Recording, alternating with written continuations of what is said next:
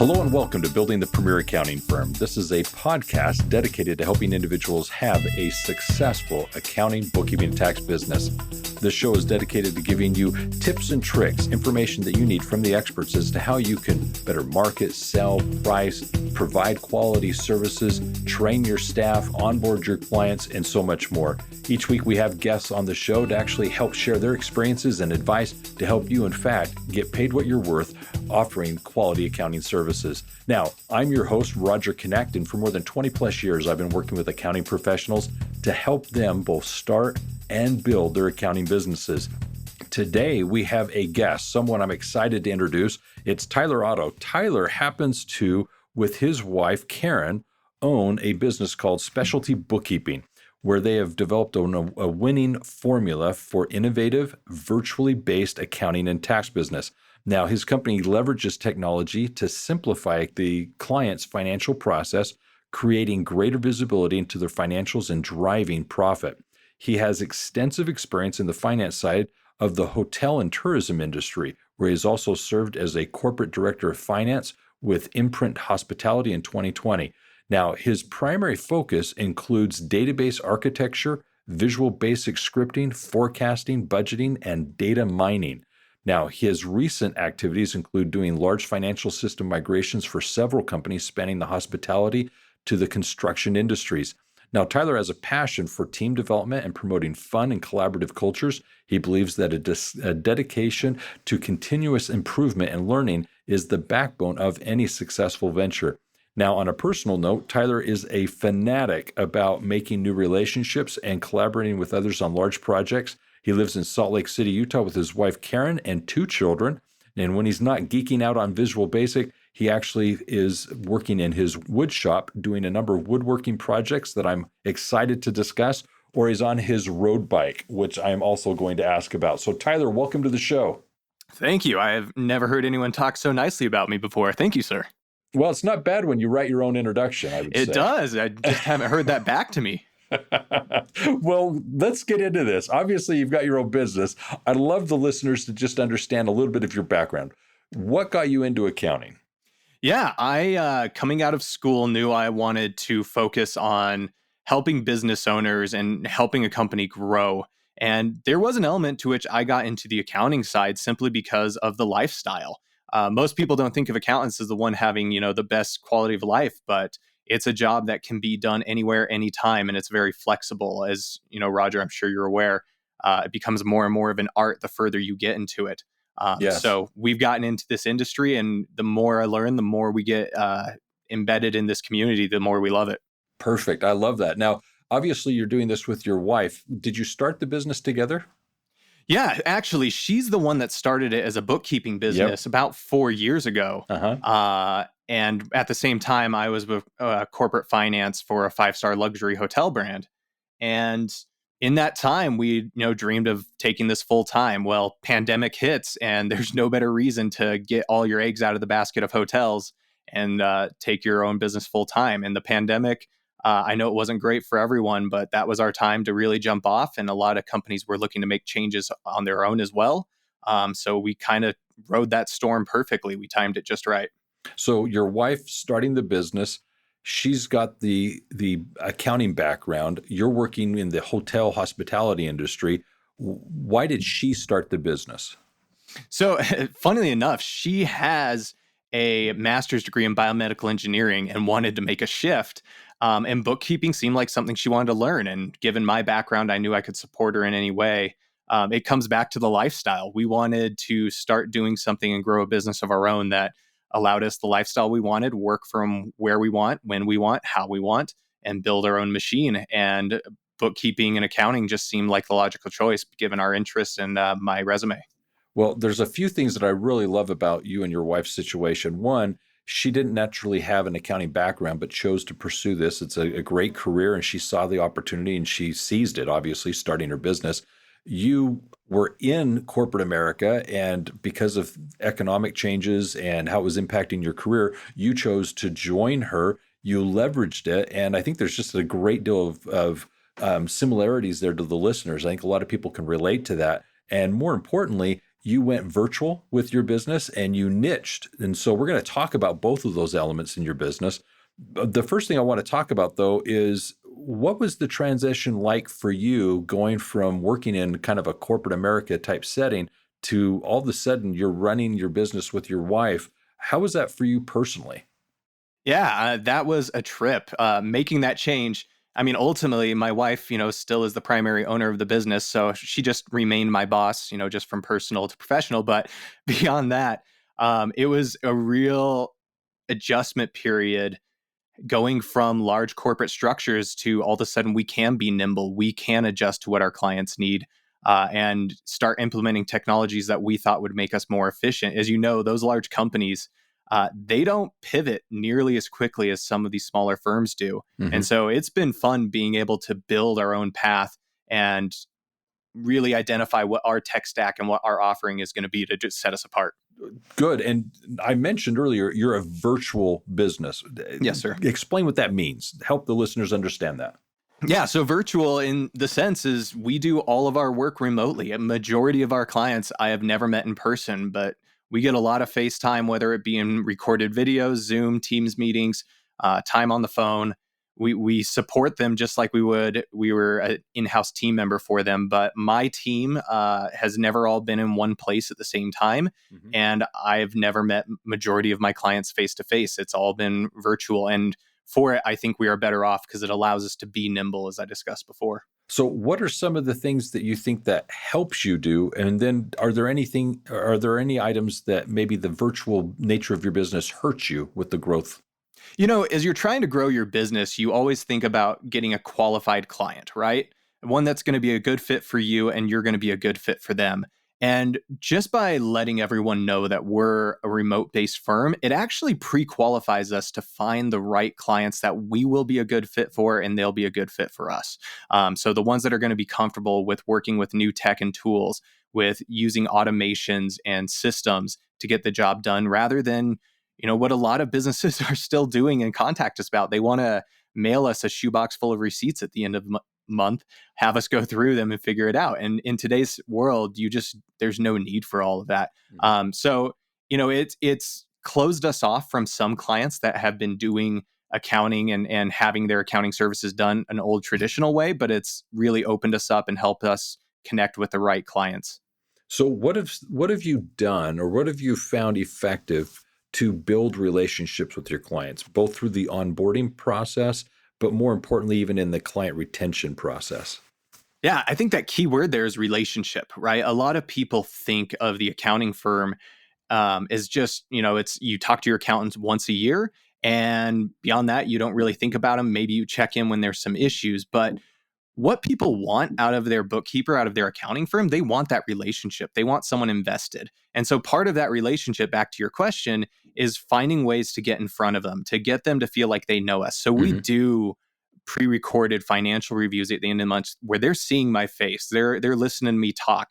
And then we get on monthly Zoom meetings to go through their financials, address anything. But we want it to feel like they're getting to know us. The more they see our faces and hear our voices, the more they develop that feeling that they know and can rely on us. And so we lean heavily on technology to keep that interaction strong.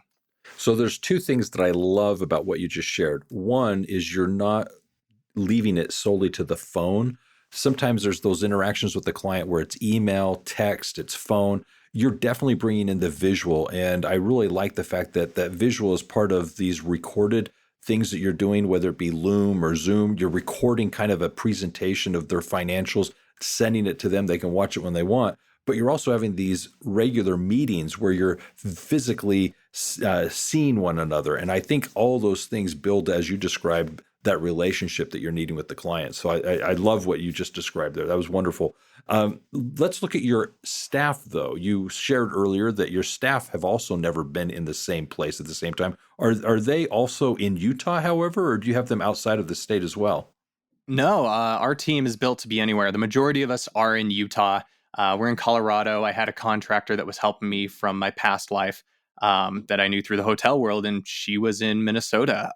We've got a couple other people we're looking to bring on that anywhere in the U.S. So I think because we're remote and we don't have an office space locally, we're not limited to finding quality. Instead, we can reach through our Rolodexes, or if anyone still uses a Rolodex, but we can look back through it and find people in our past that, maybe need some flexibility in their working career, and we can provide them that flexible opportunity and get quality people. Love it. So these people, obviously not being in the same location, you likewise, just like with your clients, need to build a culture, set expectations, manage them. Absolutely. Tell us about how you're doing that with the employees.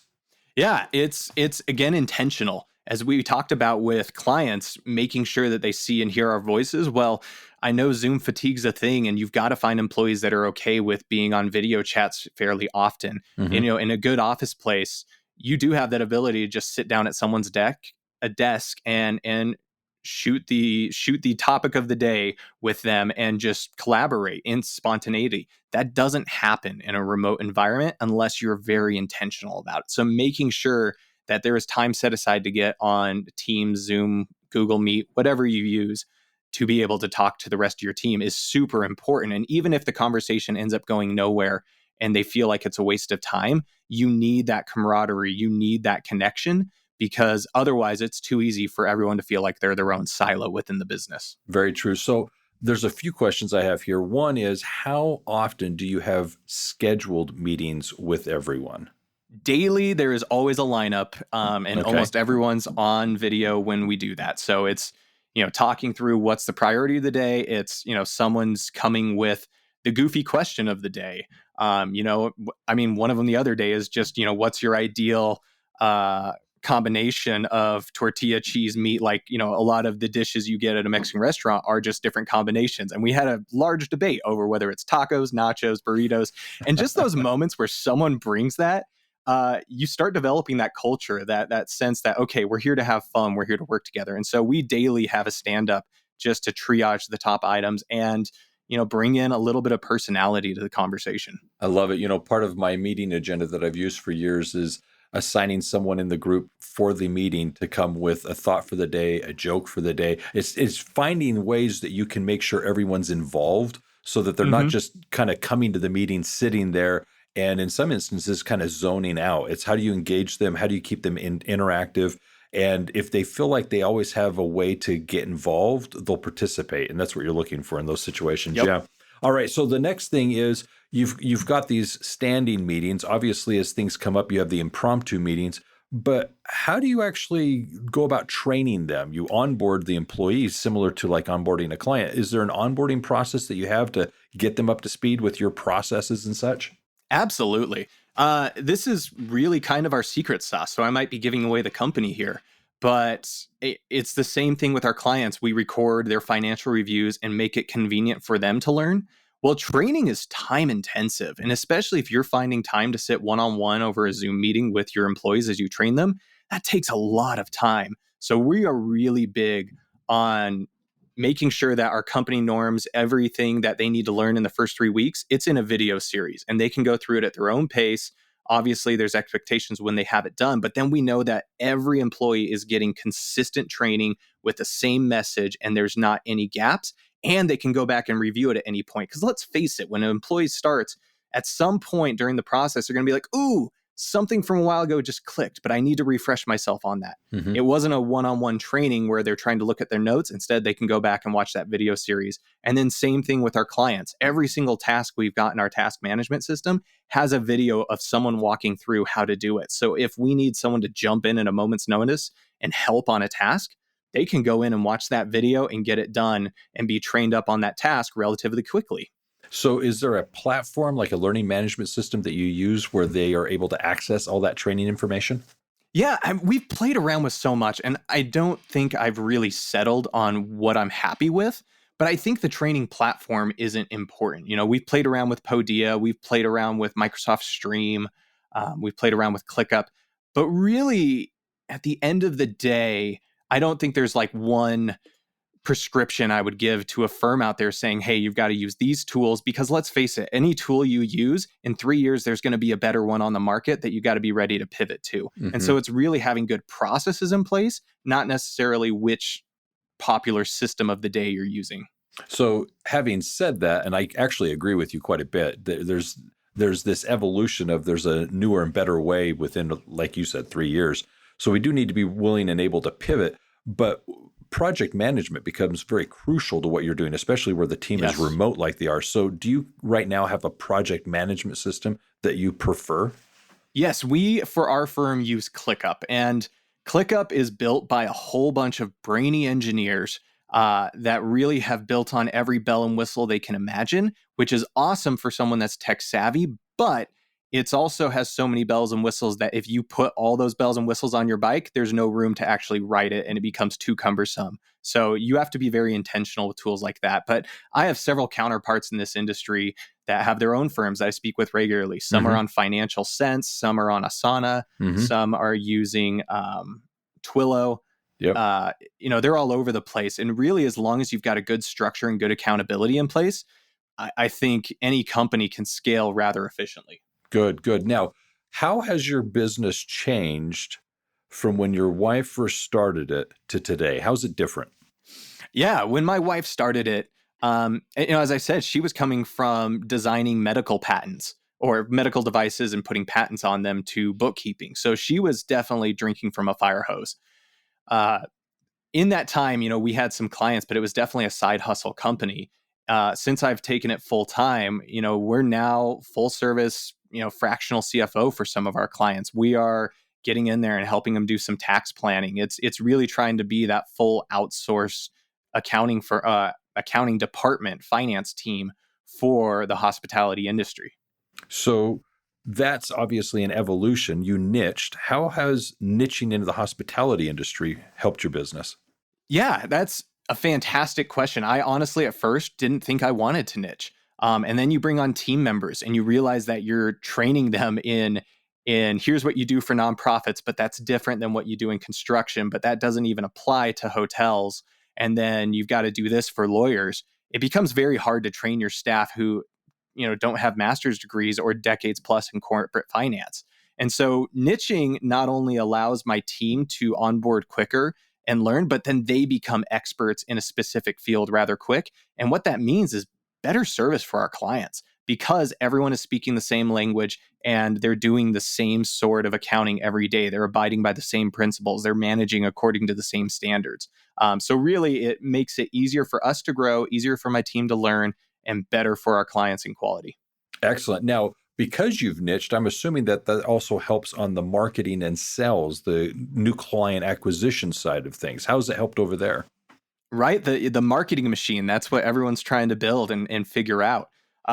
No, it's fantastic because then you're really just looking to develop one message. It's a lot easier to fish with a certain type of bait than try and cast a net and get every single thing in the ocean. You're not going to land the whales, the sharks, and the minnows with the same bait and the same fishing method. So I really like being able to target our message towards the hotel industry, and then we can truly speak their language. We can speak to their pain points.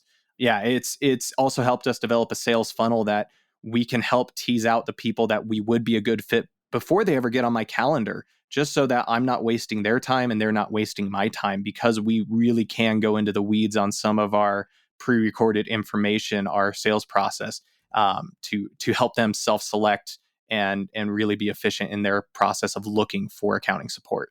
Excellent. So let's now do some introspective kind of thinking here. I want you to imagine it's your younger self. You're taking that leap of faith to join your wife, leave the corporate world. What advice would you have for someone that's just jumping into this right now and starting their business? What advice would you give them, and what do you think is the biggest plus that's come from this experience? That is a great question. I think if someone is starting out today and want to have a large firm one day, I mean, you need to have your end goal in sight, because that's going to determine how you build right now. If you just want to have a small little side hustle that brings in, an extra 1,000 or 2 a month, that's okay. And you're going to have the ability to put good systems and processes in place to get to that goal. If your goal is to build an empire and have, 300 clients within the next 2-3 years, you need to start building it from that first client so that it's scalable. You need to have those systems and processes in place so that you can bring someone else onto your team, and they're going to be able to hit the ground running so that there is consistency across all your clients. And so often we'll see people get into this industry and they'll just start going after clients and they'll just figure it out as they go. And they've got random template spreadsheets here, but no documentation on how to use them or checklists on what needs to get done. And pretty soon they go from, having a few clients to just having a company that owns every hour of their day. So I would say know what you have or what your end goal is and start building it from day one to be able to support that so it can scale to that size. I love what you just shared. Some people get into this like a hobby, a supplemental income. They just kind of wing it for the first little bit. And you're right. They're not focused on processes and procedures. They're trying to figure out their pricing. They're trying to figure out the onboarding process. And that's just natural. That's the evolution. But if they go at it with the intent of, I'm going to build something here that's duplicatable, and they're learning from client number one, client number two, they're going to be so much farther ahead than I'm into this. I'm 10 clients. Hey, maybe I want to do this a little bit more seriously. Where do I start? Because they've kind of just made it up along the way. And it's definitely better to be more deliberate in the process. I love how you kind of described that. So here's another question for you. The accounting space is quite small. Having been in it for 20 years, I'm amazed at how many of the same people I run into, meet. In time, you actually at the conferences and so forth start to see familiar faces. So we, in the end, tend to know a lot of the same people. Absolutely. But what are some of the missed opportunities that you would have wish you would have taken advantage of sooner or earlier? What are some of the best practice advice, I guess, you might have for others? I love your comment, about it being a small world. It's amazing that we tend to bump into the same people, yet we don't bump into them when we're going after clients. There's still so much room in this industry for people to get into it. Yes. But yes, to your point, we learn a lot from each other's mistakes. And I do see other firms when they're getting going, they don't find a tech stack or a process that's repeatable for them. They're kind of willing to be everything to everyone. And so if they're finding clients that are in every industry that have different needs, or they just take on too much, a client says, well, I also need someone to, answer all my voicemails and get in, they start taking on, administrative work, like really defining what your scope of service is and being willing to say no so that you can build a scalable, repeatable system and provide consistent quality service. I think that's the biggest issue is people just don't learn to say no early enough. Interesting. Okay, that's good. So where do you see accounting going in the future? You talked about 3 years, things change. What's on the horizon? What's going to be different? And then what do we need to pay attention to, I guess? Yeah, I mean, you listen to some of the other podcasts out there and it's amazing how many of the tech companies out there are trying to get in each other's space. And, we've heard it so many times that AI and systems are going to replace our profession. I'm sorry, but it's not going away. No matter what happens, people still want that relationship aspect of someone that's looking over their finances and assuring them that everything's making sense. And so as a lot of companies are touting that the bookkeeper is going to die, QuickBooks Live is going to take over the world. I really think it's the bookkeeping, the accounting profession. To be successful in this space, you're going to have more and more of an IT background as well. And that's why we see things like the International Association of Management Accounting or whatnot, the CMA, they're putting more and more emphasis on the technology side of their accreditation because they realize that the bookkeeper or the accountant is really going to need to know how to leverage efficient tools and technology to not only efficiently get the job done, but to protect our clients' data. I mean, talk about the biggest threat to our industry. It's people not taking the necessary precautions to protect our clients. So I think the IT side of our background in this industry is really going to start determining the winners and losers here to come. That's so insightful because the tendency, I think, was to initially just understand financials, debits, credits, how to prepare, say a P&L and so forth. There's so much more to it. It's then the communication of that information to the client so that they can use that to make better informed business decisions. Absolutely. But then you're so right. It's the technology that's now part of all of this information gathering. You're doing the feeds that are going on. It's all the integration. And oftentimes when the business owner sees that something breaks or isn't feeding correctly, they're coming to you as the accounting professional to make all this stuff talk together, and you're the one confirming that the data is accurate. So that technology element is part of, I think, the business role of the future for the accounting professional. I liked how you described that. That was good. Let's talk about you for a minute. You talked about your woodworking. What do you do? Yeah, my big stress reliever, I've got a lathe out in the garage, and it's, turning bowls, cups, vases. That's my happy place I go to, where I can just get out there at 7 a.m. Next thing I know, it's 5 p.m. I haven't eaten because I just have been going all day, and I'm standing in a pile of wood shavings. The smell of that is amazing. Oh, man. Yeah, there's nothing like it. That is so incredible. And then you say that this is a hobby. What types of things have you built? You mentioned the bowls and so forth. Yeah, it's mostly, these days, it's mostly just doing bowls and plates and cups and little containers. Okay. Really, that's become the fun part. Before this company really took off for me, I did like building some more furniture, some desks and whatnot for our family, but a lot of that has gone by the wayside, and now it's just a little time on the lathe when I can squeak it in. Yeah, so I've got a friend who also has a wood shop, and he's been doing the furniture, and he's getting into the tongue and groove this, and how to do that. And it's been fun working with him because he's made some amazing things. And there's a lot of pride that comes from, I can go to IKEA and buy this armoire, this dresser, or I can go make it, and it becomes kind of an heirloom piece. And it's pretty impressive when you look at it that way. And there's nothing so satisfying as like when you build a good tongue and groove that just fit perfectly, and you don't need to use screws or nails to make it. Oh, yeah. Yes. I'm there with you. There you go. All right. So here's the next thing. Road bike. Tell me about it. Yeah. I mean, I am by no means good at it, but that is where my my time comes. If I can get out for a 30-mile ride, go Immigration Canyon, I will. It's definitely my catharsis and my preferred way to just get out and enjoy the outdoors, especially I'm sure many people in here can relate that once you have kids and a business, there's not a lot of time to, sneak out to the mountains for a full day of skiing. So finding your enjoyment, I love a road bike. I love a good triathlon, even though I'm the world's worst runner.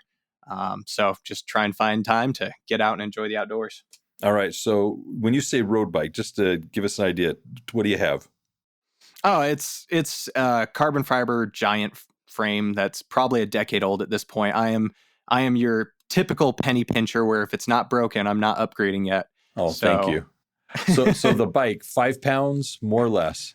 It's a bit more, but it's definitely lighter than anything else I've had in my life. Wow. Okay. Yeah. Some of those bikes can become crazy light. I'm amazed when I pick up one of those more expensive bikes, and I'm just impressed. How about the move to actually incorporate the electrical motor type thing to the bike? Or is that anything that's ever interested you? I mean, you're getting in dangerous ground here with the biking community, because it's sometimes throwing shade. I know. I think the electric bikes have their place. Like if you're commuting, great. Yeah, I understand you don't want to get to work all sweaty. Like there's a perfect reason for that. And if you have health concerns or joint issues, like absolutely get out, enjoy the outdoors. But sometimes, when you're huffing up a hill and then someone's just ringing their bell for you to get out of the way while they're on an e-bike, you shake your angry fist at them. And I feel like an old man cursing these young whippersnappers, even though I'm in my 30s. There you go. That is funny. Okay. So with regards to triathlons, do you do sprints or fulls? Have you done Sprints. An Ironman? Okay, sprint. I have not. As I said, I am the world's worst runner. I look like a wounded deer after the swim and the bike. It's not pretty. So again, I just get out for the fun of it, but by no means am I anything quality. So I did a sprint, and I went with some buddies. This is kind of a humorous little story. I went with some buddies. They encouraged me to go do this because I'd been doing the runs. And they said, well, now you need to do the triathlon. So this is now a swim, a bike, and a run is what it basically is. And I had never done one. This is the day before we're leaving town to go to another city. We were going out to Vernal to do it out there. And they said you needed a wetsuit because it was going to be an outdoor swim in a lake. Absolutely. And I'm like, I need a what? You need a wetsuit. And I'm like, what do I need a wetsuit for? Now, mind you, these people have been training in swimming pools, going out to the lake to practice. I haven't done any swim practice. I'm just going for a swim. I mean, why is this such a big deal? So they insisted that I get this wetsuit. So I get this wetsuit. I put it on. I go swim in the lake. Now, the two people who were like the big gurus of all this thing, I find out they can't even swim. They have a panic attack out in the middle of the darn lake. I swim the lake. I was fine. It was, a little chilly. It would have been colder without the wetsuit, and I admit that, but I was like, whatever. So I get out of the race, and I wasn't ready for this because you transition obviously to the bike. So you come out of the water, you want to take off your wetsuit, get into your biking gear. Now, I'm not a diehard. Everybody else has got the matching shirts with all the decals on them with the swim, or not the swim trunks, but the riding pants. I'm just in whatever. I can't even remember what I was wearing. But my point is some of these people are stripping down butt naked right there in the parking lot to transition from their swim gear over to I'm like, what in the world's going on? Then I go off the bike ride and I go run, and I was beat. I had never done the triathlon where I'm actually now going from a ride to a run. And when I got to the run, my legs did not want to work like I thought they should. And that 5K kicked my butt. That was so hard. But I did it. Oh, the first 100 yards after the bike, it really is like you're a newborn baby deer. Like your legs just don't work. Yeah. And I know exactly what you're feeling. You're going for so many miles in this rotation mode of pedaling. All of a sudden you get off your bike and it's like, okay, now run. Your body's like, what are we doing again? How does this work? It was crazy how that was just a mind shift. But obviously you can tell from my story, I hadn't prepared for this. It was just a bunch of buddies that said, hey, no, you got to go do a triathlon. You've been running for a while. Okay, great. It's a swim. I can swim. I can bike.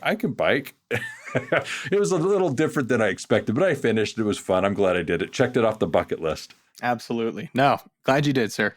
So fun. Now, real quick, with regards to mentors, have you worked with a mentor, and what's some sage wisdom that came from that?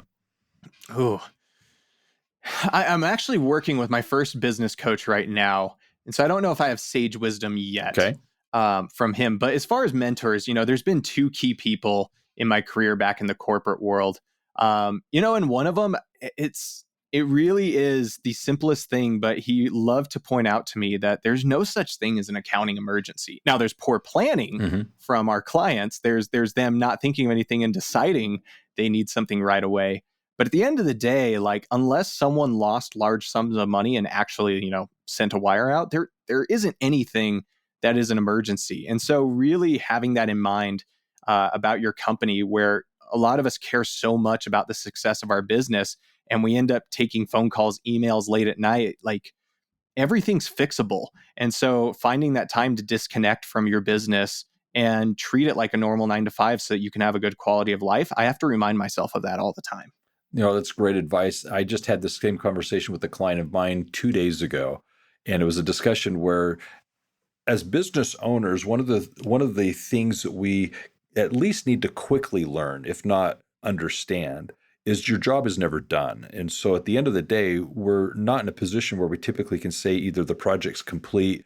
We have to find stopping points, and we have to be able to say, okay, now I'm going to go spend time with my family and be present with them rather than taking the work with us. And so there is this thing that we have to, as business owners, realize, which is there's always something to do. There's always something that we can be working on. And so I like how you talked about disconnecting. You talked about going and doing the woodworking. Great advice that you just shared there. So very, very true. Here's my next question. What does the word freedom mean to you? When I think of that, the first thing that comes to mind is just getting freedom from my business, right? Like, we start these businesses to be in control, to have something to make our own, but it quickly starts to own us. And finding that ability to get away, I know that's bleeding into the last question, but when I think freedom, I think this profession, this owning accounting firm, how do you set up your business in a way that allows you the freedom to be able to live the lifestyle you want and not just have a job that owns you? Perfect. One last question, then we're going to try and wrap this up. Last question is, what's something that you're thankful for? My wife having low standards. I think that's how I was able to land her. So I'm a very lucky man. But so Tyler married up is what you're trying to say. Oh, I absolutely married up. Okay. I mean, anyone in my circle will tell you that. No, beyond that, I'm definitely appreciative to live in a time where it's so easy, not easy, but it's possible to start growing these businesses on the side, to do it organically. I mean, 30 years ago, the technology wasn't here. Well, maybe it was, but it was very pioneerish. to start getting into this industry. And we have so many opportunities for learning, for information that allow us to start these businesses. It's half of life is timing, and we're at the right time to really take advantage of all the tech and tools out there. Well said. Year after year, it's very predictable now to see that accounting, bookkeeping, tax are continually listed as the best of the best home-based businesses to start and operate. Low startup costs, low operating expenses. It's just amazing what is afforded us. And you're right, technology has really been a big part of that. So well said. Here's what I'm going to do. I'm going to go ahead and do a little quick summary of the discussion we've had and come back to you for a closing thought or comment. Before I do that, though, I do want to mention our sponsor, Universal Accounting Center, that is sponsoring this, has two things that I'd like to invite the listeners to go to the episode description to find. And it's basically akin to what we've been discussing today. And it's, first of all, a turnkey business plan. It's a course designed for accounting professionals to build the premier accounting firm. This course is basically available for you to go through. And if you're already established and in practice, just kind of review some of the basic foundational points of your business and make sure you've actually dotted the I's and crossed the T's as you should. But especially for people who are starting, get your business plan in place. And as Tyler was sharing, begin with the end in mind. The second is what is referred to as a universal CRM discussion. Tyler was sharing earlier the importance of having a tech stack and really leveraging the use of technology, especially when operating a virtual business. In this webinar, you can actually find out more about some of the things that you can be doing to automate your networking, your marketing, your sales process in order to ensure that you're growing your business and getting the clients you deserve. It's leveraging the tech available today to actually automate the nurturing and everything you need to be doing to get the clients you deserve. So find out more about these two great things in the episode descriptions. It is the turnkey business plan and the universal CRM and the related tech stack so that you can leverage those things. Literally things that you need to be doing in your business to be the premier accounting firm. Now, as a summary of our conversation, I've been looking forward to this because Tyler is someone that I was very impressed with. Obviously, you can see that he came out of the corporate world. He's working with his wife. They've built an amazing business. Not only is it virtual, it's niched into the hospitality industry. And as such, they've been able to grow and really do a lot of successful things. I think the advice that he shared today regarding helping build a culture that is something that is efficient and effective, profitable in running the business, servicing the clients remotely, building those relationships that are remotely, lots of great insights that I think are applicable. I feel that as a listener, you should have had moments where you possibly paused this episode to write down some notes. And if you haven't, maybe go back and re-listen to hear exactly what those things are. Because what Tyler was sharing was, in essence, kind of like what he was saying, the secret sauce. At that moment, I was literally wanting to say, do tell, please do tell, because he did a great job of kind of giving the behind the scenes as to what it is that's been able to help them build such a successful business offering quality accounting, bookkeeping, and tax services. So with that said, Tyler, what is a closing thought that you'd like to share with us today? Closing thought for today. It's very redundant, but it's keep the end in mind, right? It's know what you're building to, and you can't compare your middle of the journey to someone else's end of the journey. So don't get discouraged if you see someone else that, is doing far better. They probably have a lot behind the scenes. Just keep at it. And then, the one last thought that someone once told me, remind myself not to take myself too seriously, but they always said, don't sweat the petty things and don't pet the sweaty things.